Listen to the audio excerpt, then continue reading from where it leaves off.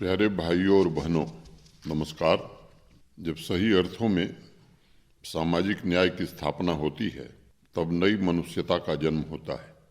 जब नई मनुष्यता का जन्म होता है तब समाज में समता की नीति का निर्माण भी होता है। यह सच्चाई है कि कोई भी समाज बिना नीति के प्रगति नहीं कर सकता। इसलिए भविष्य उन्मुख समाज हमेशा नैतिक चिंतन पर बल देता है। माननीय प्रधानमंत्री श्री नरेंद्र मोदी जी का मूल मंत्र सबका साथ, सबका विकास, सबका विश्वास और सबका प्रयास इसी नैतिक चिंतन पर आधारित है। लगभग 10 वर्षों से माननीय प्रधानमंत्री जी ने विकास के अखंड प्रवाह को कायम रखा है। उन्होंने वंचित वर्गों के जीवन स्तर को ऊपर उठाने तथा असंतुलित विकास को पूरी तरह समाप्त करने के लिए आवश्यक नीतिगत परिवर्तन भी किए हैं। अनुच्छेद 370 समाप्त करके माननीय प्रधानमंत्री जी ने दशकों से वंचित समुदाय को मुख्य धारा से जोड़ने का काम किया। अभी हाल ही में समावेशी विकास के लिए ऐतिहासिक कदम उठाते हुए उन्होंने पहाड़ी, पाडरी, जनजाति, कोली और गद्दा को अनुसूचित जनजाति का दर्जा प्रदान कर उन्हें सशक्त बनाने का मार्ग प्रशस्त किया है। यह समुदाय सामाजिक न्याय के लिए लंबे समय से आस लगाए हुए था।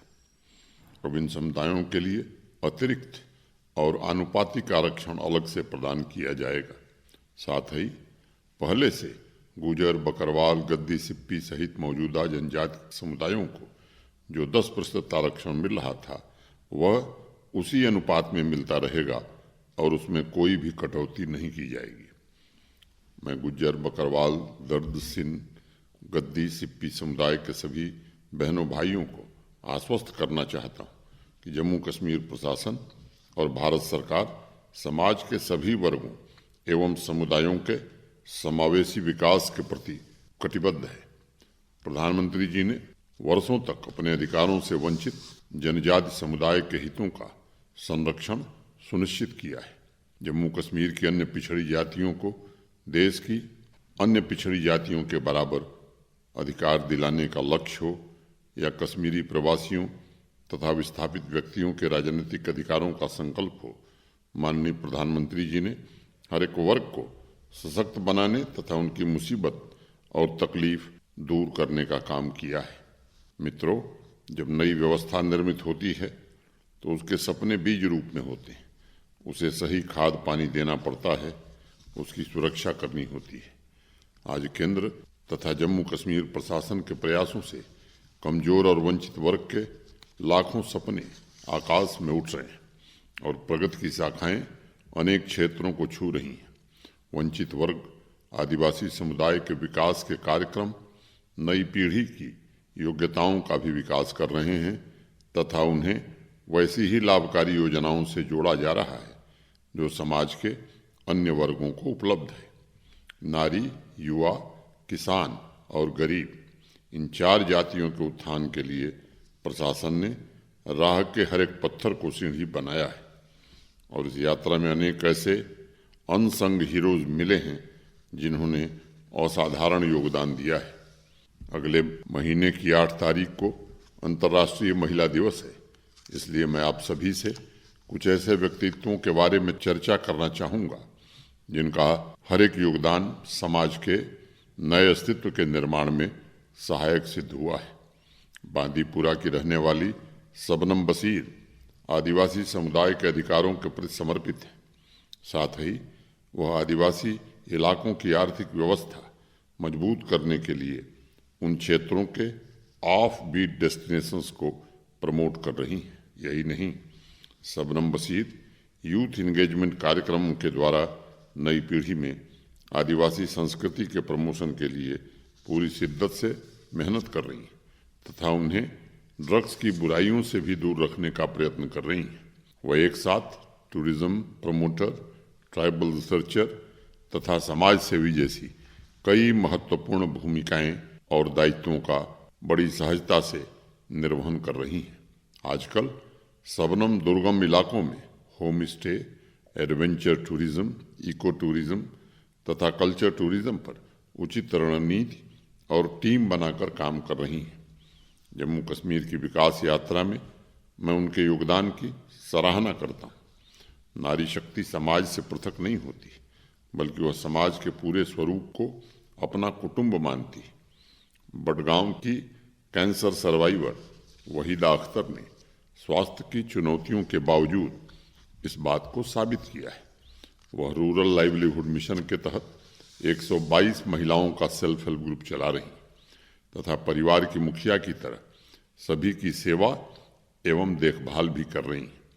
आप कल्पना कीजिए, आज 122 परिवारों का वर्तमान, उन परिवारों के सभी सदस्यों का भविष्य वहीदा की अदम्य इच्छा शक्ति पर टिका है। अपने इर्द गिर्द वहीदा ने ऐसा वातावरण निर्मित किया है जो प्रतिपल जम्मू कश्मीर की लाखों महिलाओं को प्रेरित कर रहा है। जम्मू की समाज सेविका रेवा रैना जी भी समाज की ऊर्जा को सही दिशा में ले जाने, युवा ऊर्जा को चैनलाइज करने के लिए काम कर रही हैं। 70 वर्षीय रेवा जी रिटायर्ड फिजिकल एजुकेशन की टीचर हैं। उनका सक्रिय कार्यकाल बच्चों में स्पोर्ट्स के माध्यम से चरित्र निर्माण के प्रति समर्पित था, लेकिन रिटायरमेंट के पश्चात भी उनका मिशन समाप्त नहीं हुआ है, बल्कि उसमें और विस्तार तथा तेजी आई।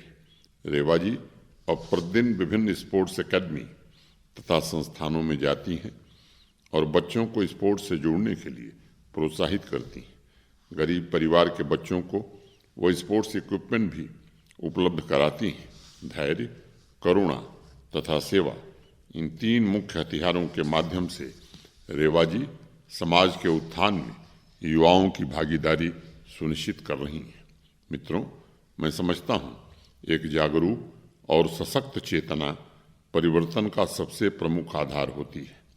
पूज्य बापू कहते थे कि हम रचनात्मक कार्यों को अहिंसा मानते हैं और यही अहिंसा परम धर्म है। ऐसे रचनात्मक कार्यों द्वारा परिवर्तन की झलक उधमपुर की रहने वाली अनीता शर्मा और शहनाज बानो के बिजनेस वेंचर में भी नजर आ रहा है। नारी कल्याण मिल्क प्रोसेसिंग यूनिट के द्वारा उन्होंने 31 परिवारों की जिंदगी में सुखद बदलाव लाने का काम किया है। इस यूनिट के द्वारा उन्होंने चेनानी में महिला एंटरप्रेन्योरशिप की संस्कृति को विकसित करने का प्रयास किया है। ऐसी महिलाएं जो सेल्फ हेल्प ग्रुप की मेंबर्स नहीं हैं, उन्हें भी वह अपना स्वयं का कारोबार शुरू करने के लिए प्रोत्साहित कर रही हैं। ऐसे ही गुमनाम नायकों में से एक कठुआ की रहने वाली सुनीता देवी अपने रचनात्मक कार्यों द्वारा बसोहली पेंटिंग को प्रमोट करने का प्रयास कर रही हैं। Sunita Vishwasthali art and painting industrial cooperative society की मेंबर भी हैं, जिसे बसोहली पेंटिंग का GI टैग प्राप्त हुआ है। इस प्रसिद्ध और यूनिक कला के प्रमोशन के साथ साथ वह 50 युवा कलाकारों को भी प्रशिक्षित कर रही हैं और सामन गांव में बसोहली क्राफ्ट की कारखानदार यूनिट भी चला रही हैं। मैं मानता हूँ सृजन यात्रा में कलाकार सिर्फ एक वाहक होता है, अवसर उसे अस्तित्व प्रदान करता है, लेकिन उसके साथ लय कलाकार साधता है। मेधावी शर्मा ने बसोहली पेंटिंग की बारीकियों को इस विधा के लेजेंड SS बलोरिया जी से सीखा था। वर्षों के कड़ी मेहनत से वह अपनी कला यात्रा के शिखर पर पहुंची हैं तथा सोशल मीडिया के माध्यमों के जरिए वह इस कला को पूरे विश्व में पहुंचाने का प्रयास कर रही हैं। मित्रों, कला को मैं समाज के प्रकाश के रूप में देखता हूँ। कला ही अंतरतम से तालमेल का माध्यम है और कला ही ऊर्जा का अनंत रूप है। कला से सज्जित समाज को ही सुसंस्कृत राष्ट्र भी कहा जाता है। डोगरी लोक गायक रोमलो राम पिछले 40 वर्षों से कला की सेवा में जुटे हुए हैं। केंद्र सरकार ने उन्हें 26 जनवरी को पद्मश्री पुरस्कार से सम्मानित किया है। उनकी अगली पीढ़ी भी डोगरी लोक संगीत की विरासत को संरक्षित करने में जुटी है। रोमलो राम की बेटी सरस भारती अब डोगरी लोक संगीत को राष्ट्रीय तथा अंतर्राष्ट्रीय मंच पर स्थापित करने का प्रयास कर रही हैं। श्रीनगर के 72 वर्षीय मास्टर शिल्पकार गुलाम नबी डार को भी इस वर्ष के पद्मश्री पुरस्कार से सम्मानित किया गया है। वॉलनट की लकड़ी पर कला के जीवन स्वरूप को उकेरने वाले गुलाम नबी ने अपना पूरा जीवन इस अनोखी विधा को संरक्षित करने में समर्पित कर दिया। मैं रोमलो राम तथा गुलाम नबी डार को बहुत बहुत बधाई एवं शुभकामनाएं देता हूँ। इन दोनों कलाकारों की तपस्या, उनकी सृजनात्मक यात्रा समाज के लिए हितकारी हो, मैं ऐसी कामना करता हूँ। इन कलाकारों का सहयोग करने, उनकी कला के प्रमोशन के लिए समाज को भी आगे आने की आवश्यकता है। मुझे स्मरण है, डोगरी साहित्य के इतिहास में ठाकुर रघुनाथ सिंह जी का अनेकों बार जिक्र आता है। उनका जन्म 1885 में सांबा में हुआ था। एक प्रखर राष्ट्रवादी विचारक लेखक के रूप में उन्होंने मातृभाषा, कला और संस्कृति के प्रमोशन में अतुलनीय योगदान दिया था। एक अवसर पर समाज को खरी खोटी सुनाते हुए उन्होंने लिखा था, कवि रतन गली बिच रुलदा बेकदरे दे मुहल्ले, रंग सकल गुण परखन किया अकल नई जिंदे पल्ले। जिनमें गुणों को पहचानने की क्षमता नहीं, वे सौंदर्य, गुण तथा विवेक की परख भला कैसे कर सकते हैं। ठाकुर रघुनाथ सिंह जी ने समाज में कला संस्कृति के संस्कारों पर बल दिया, क्योंकि बिना सृजन के सृष्टि का कोई मोल नहीं है।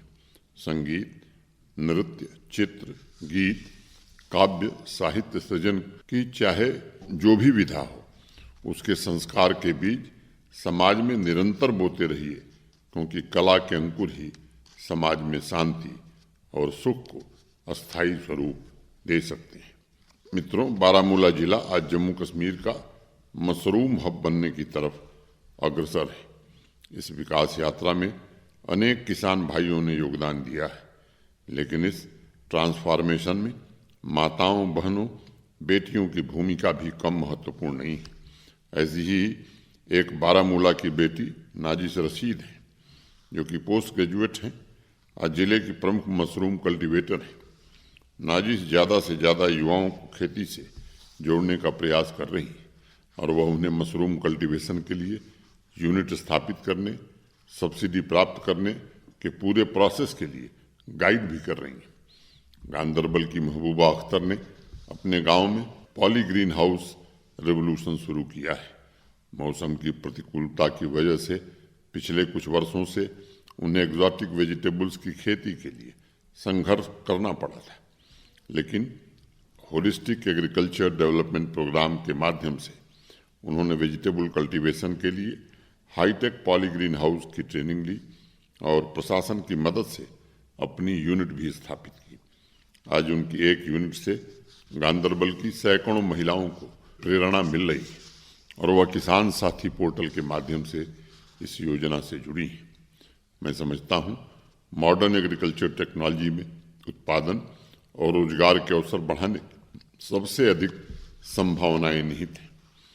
पॉली ग्रीन हाउस जैसी पहल से व्यावसायिक हित भी सुरक्षित रहेंगे और साथ ही Jammu Kashmir exotic vegetables market में अपनी उचित जगह भी बना सकेगा। इंसान अगर हिम्मत न हारे तो देर हो सकती है, लेकिन उनके सपने अवश्य पूरे होते हैं। इसीलिए कहा जाता है कि जिंदगी का सारा विकास दृढ़ता और धैर्य पर टिका हुआ है। सांबा की रहने वाली लक्ष्मी ने कई वर्षों से एंटरप्रेन्योर बनने के सपने पाल रखे थे। 55 वर्ष की उम्र में अब आकर उनका सपना साकार हुआ है। वह निरंतर समाज में अन्य महिलाओं को अर्थव्यवस्था में हो रहे परिवर्तन के अनुरूप कार्य करने के लिए प्रेरित कर रही हैं और एक जिम्मेदार नागरिक की भूमिका का निर्वहन भी कर रही हैं। आज अपनी यूनिट के माध्यम से लक्ष्मी ने 15 अन्य लोगों को रोजगार के अवसर भी उपलब्ध कराए हैं। मित्रों, विमेन एंटरप्रेन्योर्स आत्मनिर्भरता के साथ आगे बढ़ें, इसके लिए जम्मू कश्मीर प्रशासन ने अनेक नीतिगत निर्णय लिए हैं और लगातार ट्रेनिंग तथा आर्थिक सहायता प्राप्त करने के लिए उन्हें प्रोत्साहित भी किया जा रहा है। एक समय था जब विमेन एंटरप्रेन्योर्स का कार्यक्षेत्र घरेलू और कुटीर उद्योगों तक सीमित था, लेकिन आज वो आईटी कंपनीज, फार्मा कंपनीज को लीड कर रही हैं। जम्मू कश्मीर में अभी हाल ही में 3.5 लाख महिलाओं ने प्रोग्रेसिव फार्मिंग की ट्रेनिंग ली है। 87,541 ऑपरेशनल सेल्फ हेल्प ग्रुप्स विभिन्न सेक्टर्स में काम कर रहे हैं और 10 फरवरी 2024 के लेटेस्ट आंकड़ों के मुताबिक कुल 7.5 लाख से ज़्यादा महिलाएं इससे जुड़ी हुई। आज वोकल फॉर लोकल अभियान का नेतृत्व भी विमेन एंटरप्रेन्योर्स कर रही और प्रगति के हमसफर के रूप में वह समाज एवं राष्ट्र को सशक्त बना रही। नारी शक्ति की अभूतपूर्व उपलब्धियों को देखकर मेरे मन में आशा जगती है कि जिस अडिग और अदम्य साहस के साथ उन्होंने समाज को नई शक्ति प्रदान की, उससे अमृतकाल की यात्रा को जरूर बल मिलेगा और आत्मनिर्भरता की नींव पर विकसित भारत का निर्माण भी होगा। इसके लिए समाज के सभी व्यक्तियों को सोच, आस्था, संकल्प के साथ कर्म का तारतम्य भी बैठाना होगा। स्वामी विवेकानंद जी ने एक बार अपने प्रवचन में कहानी सुनाई थी। उस प्रवचन का सार था कि आस्था पहाड़ों को भी हिला सकती है। एक नौजवान ने वो प्रवचन सुना। उसका घर पहाड़ की तलहटी में बसा था। अपने घर पर जाकर उस नौजवान ने खिड़की खोली और कहा कि मैंने अपनी आस्था मजबूत कर ली है, मेरे मन में आस्था गहरी हो गई, अब बस यह पहाड़ हट जाना चाहिए। उसने 2-3 बार ये बात कही और फिर 2 मिनट के लिए आंखें बंद कर ली। जब उसने आंख खोली तो देखा कि पहाड़ जस का तस खड़ा है। यही होता है जब सोच और कर्म में कोई सामंजस्य न हो। आस्था के साथ साथ अपने लक्ष्य को प्राप्त करने के लिए कर्म भी करने होंगे, तभी हर मुश्किल से मुश्किल कार्य किया जा सकता है। अब समय आ गया है कि हमारी सोच, हमारे कर्म सकारात्मक रूप से सामाजिक, आर्थिक और सांस्कृतिक जीवन को प्रभावित करें। अगर हर एक हाथ और हर एक मन में नई सोच और नए लक्ष्य का तारतम्य हो, तब विकास सर्वांगीण, सर्वस्पर्शी और समावेशी होगा तथा समाज में विविधता को पोषित करते हुए हम नए अवसरों एवं नए संकल्पों की सिद्धि कर सकेंगे। श्रीनगर से डॉक्टर सैयद सैलीन ने विमेन हेल्थ एंड वेलबींग के संबंध में मुझे एक पत्र भेजा है। डॉक्टर सैयद ने लिखा है कि डिपार्टमेंट ऑफ हेल्थ सभी इंस्टीट्यूशंस के साथ मिलकर महिलाओं के स्वास्थ्य की मुख्य चिंताओं के बारे में अवेयरनेस कैंपेन चलाए। उनका कहना है कि अवेयरनेस कैंपेन पहला स्टेप है। दूसरा स्टेप यह होना चाहिए कि सभी पब्लिक और प्राइवेट इंस्टीट्यूशंस में महिलाओं का रेगुलर हेल्थ चेकअप, स्क्रीनिंग तथा वैक्सीनेशन अनिवार्य कर दिया जाना चाहिए। डॉक्टर सैयद ने आगे लिखा है कि इसके साथ ही सभी पब्लिक और प्राइवेट इंस्टीट्यूशंस में वर्क प्लेस वेलनेस प्रोग्राम शुरू किया जाना चाहिए, जो महिलाओं की स्वास्थ्य रक्षा का इंटीग्रेटेड प्लेटफॉर्म साबित हो सकता है। उन्होंने महिलाओं में मेंटल हेल्थ के संबंध में भी एक सुझाव भेजा है। डॉक्टर सैयद का कहना है कि मेंटल हेल्थ को लेकर समाज में एक गलत धारणा है, जिसे दूर करने की आवश्यकता है। रिमोट एरिया में मोबाइल हेल्थ क्लिनिक या डिजिटल इंटरवेंशन के माध्यम से मेंटल हेल्थ पर खुलकर चर्चा की जानी चाहिए, ताकि सही समय पर सलाह और उपचार महिलाओं को उपलब्ध हो सके। उन्होंने विशेष रूप से इस बात पर बल दिया है कि मेंटल हेल्थ की चुनौतियों का सामना कर रहे इंसान को समाज से अलग नहीं करना चाहिए, बल्कि उसे सहायता समूहों के साथ जोड़ना चाहिए। डॉक्टर सैयद सैलीन, आपके सुझावों के लिए बहुत बहुत शुक्रिया। समाज के सभी वर्ग, चाहे वह महिला हो, पुरुष हो या नौजवान हो, उन तक मेंटल हेल्थ से संबंधित सभी सुविधाएं और संसाधन पहुंचे, इसके लिए प्रशासन पूरी तरह से प्रतिबद्ध है। मैंने नवंबर 2022 में इस व्यवस्था को समावेशी बनाने के लिए टेली मानस लॉन्च किया था। इसके तहत एक 24/7 यूटी लेवल सेल स्थापित की गई है, जिसका प्रयास हर एक जरूरतमंद तक पहुंचना है। 1 वर्ष के भीतर लगभग 33,000 नागरिकों को सलाह एवं उपचार उपलब्ध कराया गया है। मैं सभी नागरिकों को बताना चाहता हूं कि पिछले वर्ष जुलाई में एक टेली मानस चैटबॉट भी लॉन्च किया गया था, जिससे मेंटल हेल्थ सर्विस की एक्सेसिबिलिटी सशक्त हो सके और ड्रग अब्यूज से कारगर तरीके से निपटने में भी इस टेक्नोलॉजी से काफ़ी मदद मिल रही है।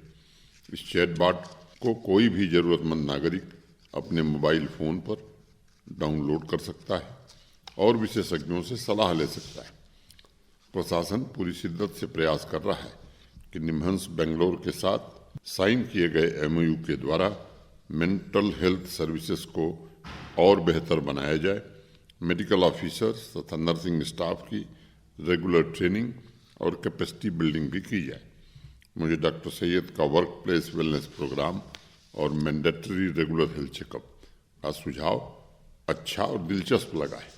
मैं डिपार्टमेंट ऑफ हेल्थ को इस अभियान का नेतृत्व करते हुए अन्य सभी संबंधित संस्थानों के साथ मिलकर के योजना बनाने का जरूर निर्देश दूंगा। रियासी से प्रिया वर्मा तथा पुलवामा से इंसा मंजूर ने विमेन सेफ्टी के संबंध में मुझे कुछ सुझाव भेजे। प्रिया वर्मा ने लिखा है कि डिपार्टमेंट ऑफ स्कूल एजुकेशन द्वारा सेल्फ डिफेंस एजुकेशन को स्कूल करिकुलम में इंटीग्रेट किया जा सकता है। उनका कहना है कि डिप्टी कमिश्नर्स जिलों के सभी पब्लिक स्पेस तथा ट्रांसपोर्टेशन हब की स्वयं मॉनिटरिंग, उनका सेफ्टी ऑडिट करें और अगर वहां महिलाओं की सुरक्षा से संबंधित कोई कमियां या खामियां नजर आती हैं तो उन्हें दूर करें। प्रिया, आपके दोनों सुझाव सराहनीय हैं और मैं इस संबंध में आवश्यक निर्देश जरूर दूंगा। इंसा मंजूर ने 2022 में श्रीनगर पुलिस द्वारा लॉन्च किए गए विमेन स्क्वाड्स तथा डेडिकेटेड विमेन हेल्पलाइन मॉडल को अन्य डिस्ट्रिक्ट्स में रिप्लिकेट करने के संबंध में सुझाव भेजा है।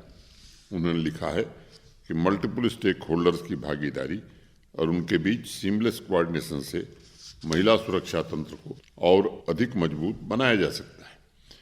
इंसा ने विमेन पुलिस स्टेशन के कार्यक्षेत्र के विस्तार का सुझाव दिया है ताकि महिला पुलिसकर्मी उस एरिया के एजुकेशनल इंस्टीट्यूशंस में जाकर सेल्फ डिफेंस के बारे में लोगों को जागरूक कर सकें और इससे संबंधित कानून की जानकारी तथा पुलिस स्टेशन पर उपलब्ध सपोर्ट सिस्टम के बारे में भी उन्हें बता सकें।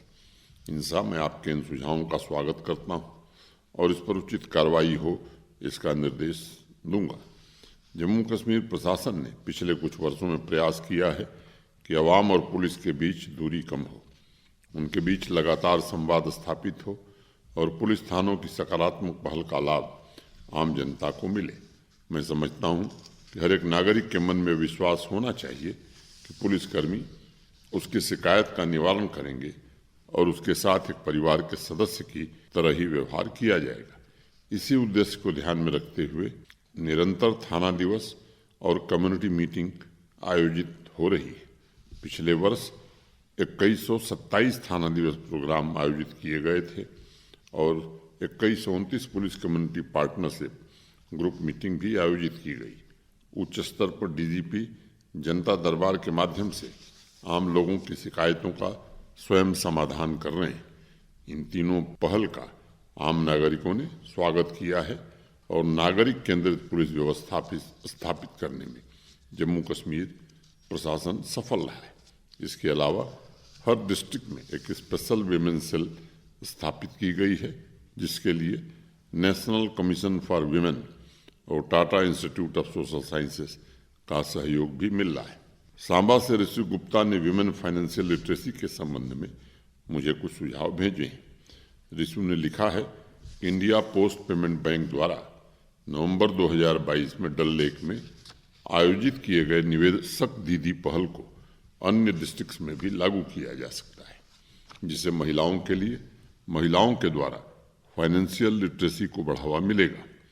ऋषि ने लिखा है कि इस तरह की पहल कोलैबोरेशन द्वारा अत्यंत आसान हो सकती है तथा इससे एजुकेशनल इंस्टीट्यूशंस, स्थानीय बैंक, कम्युनिटी सेंटर्स, स्वयंसेवी संस्थाओं को जोड़कर दूर दराज के इलाकों में कैंप भी आयोजित किए जा सकते हैं। ऋषि का कहना है कि प्रधानमंत्री जनधन योजना, प्रधानमंत्री जीवन ज्योति बीमा योजना, मुद्रा योजना जैसी स्कीम के साथ साथ फाइनेंशियल इंक्लूजन की दिशा में यह पहल कारगर सिद्ध होगी। ऋषि इस अत्यंत महत्वपूर्ण सुझाव पर ध्यान आकर्षित करने के लिए मैं आपको धन्यवाद देता हूँ। अगस्त 2019 के पश्चात जम्मू कश्मीर में निवेशक दीदी जैसी अनेक यूनिक शुरुआत की गई है। अक्टूबर 2020 में जम्मू कश्मीर बैंक को मैंने निर्देश दिया था कि वो हर एक जिले के दूर दराज गाँवों को चिन्हित करके लिटरेसी कैंप आयोजित करें तथा विशेष रूप से आम नागरिकों को फाइनेंशियल सर्विसेज से जोड़ने का काम करें। तत्पश्चात 2021 में 1 ग्राम पंचायत 1 DG पे सखी अभियान शुरू किया गया, जिसके माध्यम से महिलाओं द्वारा महिलाओं को घर बैठे बैंकिंग सुविधा का लाभ प्रदान करने की व्यवस्था की गई। मैं इन दोनों पहल को परिवर्तनकारी मानता हूं। रिशु ने जिस निवेशक दीदी प्रोग्राम की चर्चा की है उसे भी अन्य डिस्ट्रिक्ट में आयोजित करने के लिए इंडिया पोस्ट पेमेंट बैंक से बातचीत की जाएगी। कुपवाड़ा से नीलोफर बुखारी ने विमेन एंटरप्रेन्योरशिप के संबंध में मुझे एक पत्र भेजा है। नीलोफर ने लिखा है कि प्रशासन द्वारा लॉन्च किए गए हौसला प्रोग्राम ने जम्मू कश्मीर की विमेन एंटरप्रेन्योर्स को काफ़ी प्रेरित किया है, लेकिन इस योजना को शहरों तक ही सीमित नहीं रखना चाहिए। उनका कहना है कि हौसला के दौरान हर वर्ष सिलेक्शन और ट्रेनिंग में गांव की महिलाओं की भागीदारी बढ़ाई जाए तथा एंटरप्रेन्योरशिप ट्रेनिंग में शहर तथा गांव की महिलाओं की संख्या बराबर हो, इस पर विशेष ध्यान दिया जाए।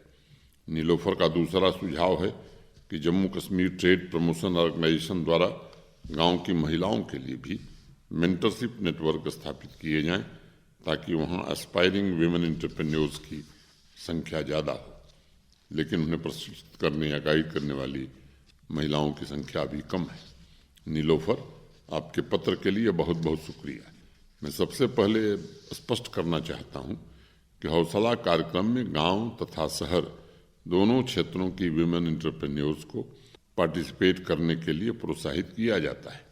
इस कार्यक्रम की सिर्फ एक शर्त है कि उनका बिजनेस ऑपरेशनल होना चाहिए और इस एंटरप्राइज में महिलाओं की 33% भागीदारी होनी चाहिए। मैं Jammu Kashmir trade promotion organisation को जरूर निर्देश दूंगा कि वह हौसला कार्यक्रम के रजिस्ट्रेशन के समय पंचायतों तक इस कार्यक्रम की जानकारी पहुंचावें और ब्लॉक दिवस के माध्यम से उन्हें इसकी सूचना प्रदान करें। इस वर्ष अंतर्राष्ट्रीय महिला दिवस का theme invest in women accelerate progress है। इस थीम से मिलते जुलते कुछ सुझाव मुझे उधमपुर से चंचल कुमारी और बडगाम से अरिफा आरा ने भेजे। चंचल ने अपने पत्र में लिखा है कि इन्वायरमेंट कंजर्वेशन अभियान में नारी शक्ति को उसका समुचित स्थान देना होगा, तभी हमारा राष्ट्र सस्टेनेबल डेवलपमेंट के लक्ष्यों को प्राप्त कर सकता है। चंचल का कहना है कि एनवायरनमेंट का विषय किसी एक डिपार्टमेंट तक सीमित नहीं है, बल्कि एग्रीकल्चर, फॉरेस्ट, रूरल डेवलपमेंट को मिलकर काम करते हुए ऐसी योजना तैयार करनी चाहिए जिससे जमीनी स्तर पर एनवायरनमेंट कंजर्वेशन का नेतृत्व महिलाओं के हाथ में हो। अरिफा ने अपने पत्र में लिखा है कि विलेज टूरिज्म, ऑफ-बीट टूरिज्म और इको टूरिज्म का नेतृत्व महिलाओं को सौंपना चाहिए। अरिफा का आग्रह है कि होम स्टे के रजिस्ट्रेशन में पहली प्राथमिकता नारी शक्ति को मिलनी चाहिए ताकि वह अपने हुनर और अनुभव से अर्थव्यवस्था के इस महत्वपूर्ण सेक्टर को नया स्वरूप प्रदान कर सके और अपने परिवार की जिंदगी संवार सके। मैं चंचल और अरिफा को बहुत बहुत धन्यवाद देता हूं। मुझे गर्व है कि जम्मू कश्मीर की नारी शक्ति एनवायरनमेंट, इको टूरिज्म को लेकर भी सजग है और अपनी भागीदारी से मौजूद समस्याओं का समाधान करने के लिए तत्पर है। एक खुशहाल समाज का निर्माण करने के लिए सरल जीवन शैली को प्रमोट करना आवश्यक है ताकि विकास और प्राकृतिक विरासत का संरक्षण दोनों ही व्यवस्थाएं साथ साथ चल सकें। एनवायरनमेंट कंजर्वेशन को रोजमर्रा की जिंदगी का हिस्सा बनाने और सतत विकास की स्पीड को कायम रखने के लिए व्यापक स्तर पर नारी शक्ति की भागीदारी आवश्यक है। मैं चंचल और अरिफा के सुझावों पर संबंधित विभागों को आवश्यक कार्रवाई का निर्देश जरूर दूंगा। प्यारे भाइयों और बहनों, प्रकृति मूर्त रूप में ईश्वर का सबसे बड़ा धर्मालय है। प्रकृति का अपूर्व तेज, प्रकृति की अपूर्व शांति बनी रहे, यह हमारा सामूहिक दायित्व होना चाहिए। इस दिशा में हमारा छोटा सा योगदान भी बहुत बड़ा निवेश साबित हो सकता है। मैं नारी शक्ति को भी उनके संकल्प और सृजन की दृढ़ इच्छा शक्ति के लिए नमन करता हूँ। कदम से कदम मिलाकर सभी नागरिक अपने निहित कर्तव्यों का पालन करें, ऐसी मैं कामना करता हूँ। धन्यवाद। जय हिंद।